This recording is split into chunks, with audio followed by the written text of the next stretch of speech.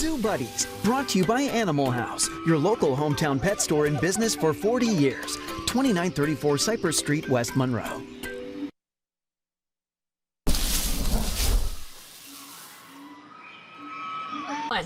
Hello everybody, we are here at the Louisiana Purchase Gardens and Zoo. I'm joined by Miss Lisa Taylor as always and John Bauman too. Thank you guys for being here.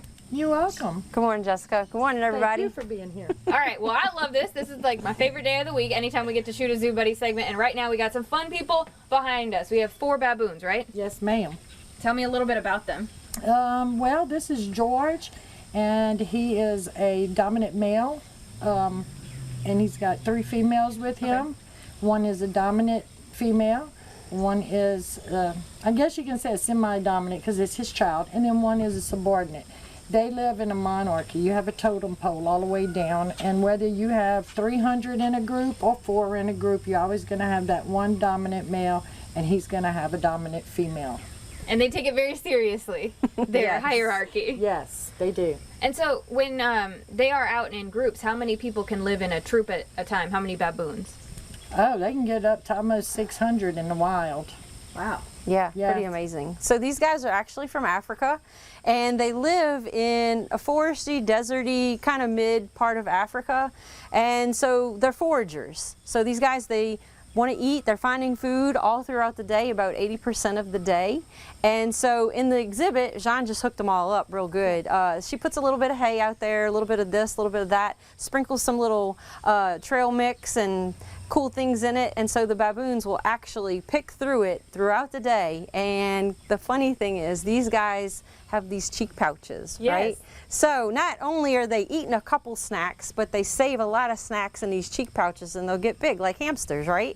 And all throughout the day, they'll just be like poking. You'll see them poking their cheeks, and that's them getting a little bit of food out for later. And baboons, you know, super amazing things about them. We could probably talk about them all day long, but so, you know, another reason they got these cheek pouches to save a little bit of food is because these guys in the wild, they're like searching it out, and then they got to figure out where they're going to be sleeping that night. Okay. You know, they got to get a hotel pretty quickly. And the hotel's got to either be a tree or it's got to be some rocks. And these guys are special design butts. Yes. If you look at them, everybody's like the red butt monkeys, and that's because they got these pads on their butts for sitting on rocks. Make it You more know? comfortable. Yeah. I mean, you have to. So they got to be like, they got to go out there forage, then they got to figure out where they're going to be sleeping and hit it just right to get up in the trees and sleep that night before the beautiful leopards come by, because that's one of their #1 predators besides chimpanzees. So these guys want to get a safe zone so that they can be chill and relax for the night and then get up and do it all over again. Because they don't do well at night. No, they don't. Scared of the dark. Hey, I don't blame them. And okay, so these are olive baboons. Correct. How olive many other baboons. types of baboons are there? I think there's actually 3 different, there may be 7, but I'm thinking of 3 right now, and they actually hybridize with the hamadryas baboon. But baboons, pretty distinct, these guys. Males are bigger than females. They get to be about 65 pounds, the males, 75. Ours is probably overweight because they like to eat.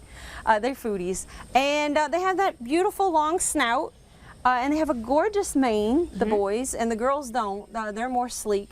And you know, they bark like dogs actually, and have that snout like a dog. It's interesting, the sound. That's how they communicate. If one of the baboons in a larger troop, or even George, sees a predator or something that's amiss, they'll start barking throughout, and in the troop, everybody lets everyone know, hey, everybody get together so we can protect one another from this predator. Yep. Interesting. Okay, and you've worked with them for a very long time. What's one of your favorite facts about them? My favorite facts? I personally like the grooming, Okay. because when you see baboons out in the wild, they're not as pretty as the girls or as handsome as George is, Big George.